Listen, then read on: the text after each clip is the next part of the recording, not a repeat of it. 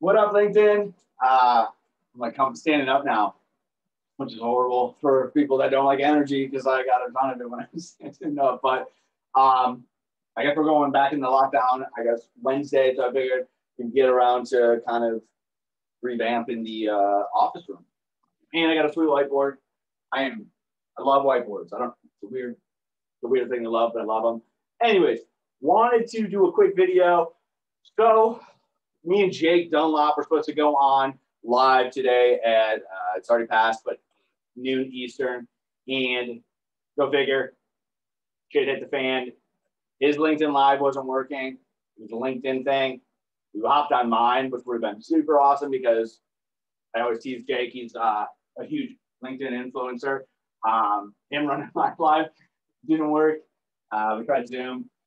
Either way, we said, hey, let's just reschedule this thing. But we wanted to drop you guys a few little nuggets that we think I know he knows that have been key to obviously cutting through the noise in a commodity sale. I know supply chain, logistics, transportation, and I'm gonna say it's probably the biggest commodity. There's no shortage of people asking to give you a cheaper rate. Or me. And Jake's been doing this, his entire life. So I won't speak on his app, but we got it set. So cutting through the noise in a commodity sales, supply chain wise, these things could still be relevant to any type of commodity sale. Jake mentioned usually, when it comes down to just strictly price, and you can't bring anything else to the table, it's commodity.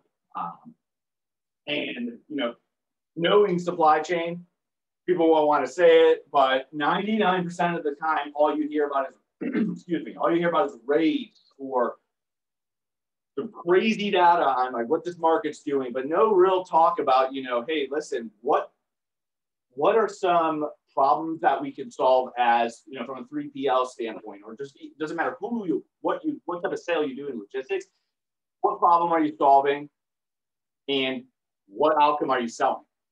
What is the outcome? What problem do they know does the company know they have? Or again, a lot of times they might not know they have the problem. It's on us to figure it out. And then the outcome of that. So I break those down. And so the biggest thing for me is I call them little discos, right? So when I say little discos is how I qualify a company. I need to find a couple. And again, I don't sit there and spend hours on research, but I figure out, what the impact or what is supply chain or does supply chain impact what department? Multiple ones. So I want to call into those departments and figure out, hey, what's an issue that I know similar companies have that I can solve? And what would that outcome be?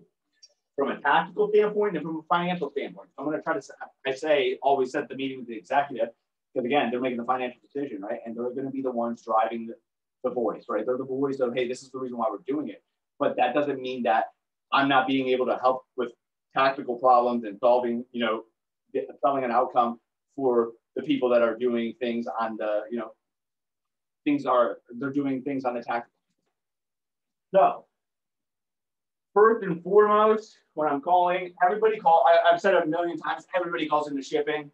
Let me get a rate, to the point where it's killing guys like us that if I call into a logistics manager, I don't want to talk about rates. He's telling me their customer routed and they probably do $3 million in freight. So I usually call accounting for that reason. And two is from a financial standpoint, right? I'm thinking, okay, if I'm going to set a meeting with the executive, CFO, president, CEO, most of them, I need to think higher level, big picture, and I need to let them know, hey, this is an issue. Not, again, it's a tactical issue, but here's the financial impact of that situation, and then the outcome of that from a financial standpoint that I can bring to the table. So one, I am going to, again, don't call me, I call whatever you want, but this is a qualifying, I'm just doing little qualifiers. So accounting is a huge one. Accounting literally, it's insane, is accounting has so many different issues with, and they think, a lot of times they don't know what they don't know, and it's just, hey, how are you getting your invoices? It's all over the map, no visibility. So, call accounting. Hey, Steve, or whatever your name is. Hey, Steve, wanted to give you a quick call. What is your how do you receive invoices when you are getting billed by your 3PL, broker, vendor, carrier direct? How do you get billed? Well, we get billed all over the map. Pigeon or snail mail, electronic, PDF, all that. Okay, cool. So invoice, I always say accounting. Well, I already know that's a problem in my head, right? They don't know. I don't have to tell them that's a problem, but in my head, I know, okay, man, getting invoices by shipment is, unless they have some type of software, it's an issue because, again, you're having to gather all that data manually. So I put accounting and I'll put little things, manual, or not manual, invoice per ship. Okay, cool. Awesome. So, and then I'll drop, hey, listen, Steve, I work with similar companies to yours. One of the ways I know that companies are capturing their costs is, quoted versus billed, or, they tie it back to a GL code. I'm not going to get into that on this video. What's your process look like when you're, capturing the cost? And let's just stick with billing versus quoted versus billed. Okay, so it's quoted versus billed. Okay, cool. I'll go in a little deeper and say, okay, so quoted versus billed. What walk me through that process a little bit more in depth. Meaning, from the time you just go. How do you figure out the quote? Are you getting in the invoice? You have to call into transportation, or is it already uploaded in whatever? Maybe use QuickBooks. Is it uploaded by a PO? How are you doing that? Oh, yeah. Shipping or transportation sends us over. Our transportation has to. We send all the bills to transportation. They make sure that the quotes that they put in Excel is matching to the bill, and then they let us know. Okay, cool. So what happens when a quote doesn't match a bill? Well, then we figure, sorry, it's my Google display. We figure out how do we, what transportation calls, tries to figure it out, but a lot of times we just end up, eating the cost as a part of doing business. Bingo. All I need. So now I have accounting. Also, quoted versus billed. My handwriting is horrible. Quoted versus billed. These are just little tips that I use. Issue, eat, pause. Okay, cool. So now in my head, thank you for your time, Steve. Nice. Now I know the two problems. Problem one, or they tie together, but problem one that I can solve. Consolidated invoicing. They have per shipment right now, which is causing a lot of time, and they're having to capture the cost by going through each invoice. And a lot of times, Steve said, they just eat the cost of a part of doing business. So I can automate that process for Steve.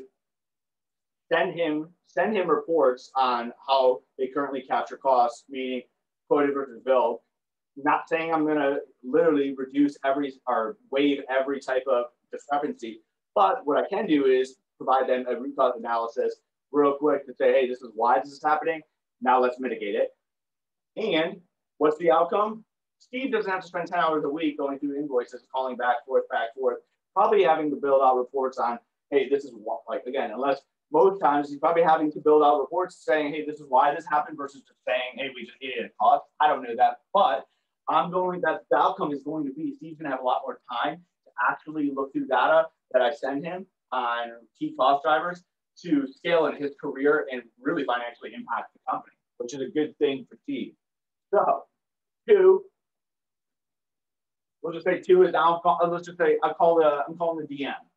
Now, nobody really calls an executive. I mean, if you follow anybody on transportation, it's the only people that are talking to executives are executives in other transportation companies, which is awesome. But at the end of the day, I think I'd rather hear from the executive of people we're trying to do business with and figuring out, what's their real, what's the driver for them?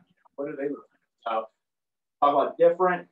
One, I'm calling executive. It was whether it was a $50,000, because I didn't start telling massive deals, whether it's a $50,000 deal or it's a $10 million deal, I was calling an executive and having, again, financial discussion, business discussion, pointing out problems, and then what's the issue, what's the outcome of that problem from a financial standpoint, not a tax.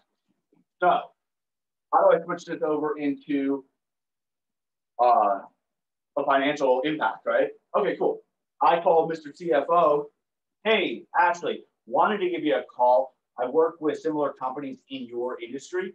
Actually had a good conversation with Steve in accounting. I think he's actually your controller.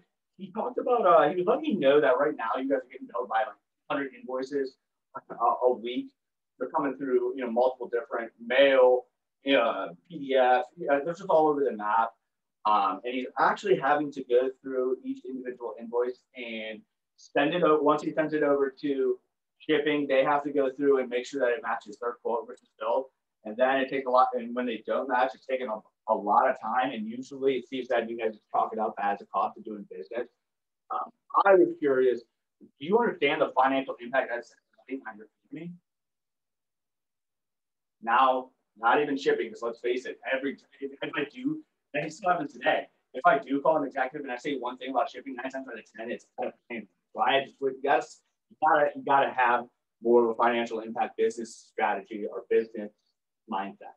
So now, well, no, I didn't know that. Okay, cool. Well, listen, like I said, as I talked to Steve, you're not alone on this. Actually, most companies I talk to, this is a huge challenge, or they didn't even know it was this big of a challenge. But it's obviously my job to bring it forth. But from a tactical standpoint, I can solve that. Steve won't have to be going through individual invoices.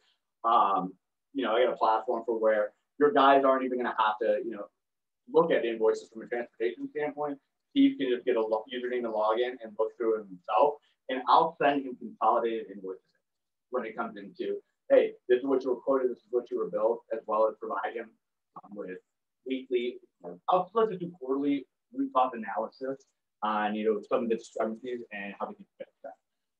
From a financial standpoint, though, obviously, typically I'm seeing anywhere between, 8 to 15% back inside your company from those times that you actually had to just chalk it up as doing business. So, boom. You just see what I just did is I stepped to financial. I strictly said, hey, I talk to your people that are doing the day-to-day stuff. I can help those people. I can solve that problem, sell that out from the outcome, and solve the problem, solve an outcome. The outcome is they're going to have cleaner data. Outcome is they're going to be able to save money from root cause analysis because, again, we're going to figure out why they're getting dinged with, why they're getting dinged something they didn't get, or why they're getting billed what they weren't quoted. So, DM, financial, solve, sell, outcome. I'm going to keep doing these because I'm just going to show them. I'm just going to keep talking about this. You can tell I'm jacked up about this stuff, but seriously, like, think about it. I want to just share this again. I have sold in, your supply chain is such a commodity, and I've never sold a transactional deal. Like, people want you to solve bigger issues than just a rate, and you're not going to. And let's face it, like, stop talking about a rate. There's multiple ways to drive costs down, mitigate risk, enhance customer satisfaction for that company than just a rate. Like, you have to figure it out. And this is one way to do it. I've done it for the past 8 years. And I think that it really hit home for me when I worked for a company within a saturated market with literally ground and pound. We were already hitting doors. I mean, we were sometimes miss those days, but walking through industrial parks, like get out of my place, not because they don't solicit, they just hated our company. And I was able to sell those deals. It just hit my head as it's like, man, this is why I'm selling these deals.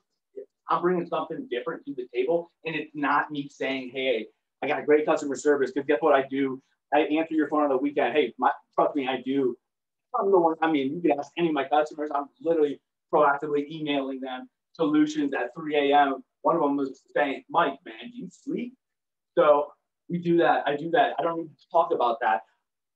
The difference is, again, bringing something that most people don't do. And again, solve a problem, sell an outcome. That's how you keep it. That's why when I sit here and say, again, I saved them on a rate, but yeah, a little bit. And I run, leaner margin. But at the end of the day, my customers would not leave me unless I completely shit the bed. Or again, like I said, if you're not going to be able to save them a crazy amount for them to leave me because I'm not running a crazy amount of margin. pay me for the access is basically what I'm saying is be the reason, be the service that your company, that your customer doesn't want to leave. They need you.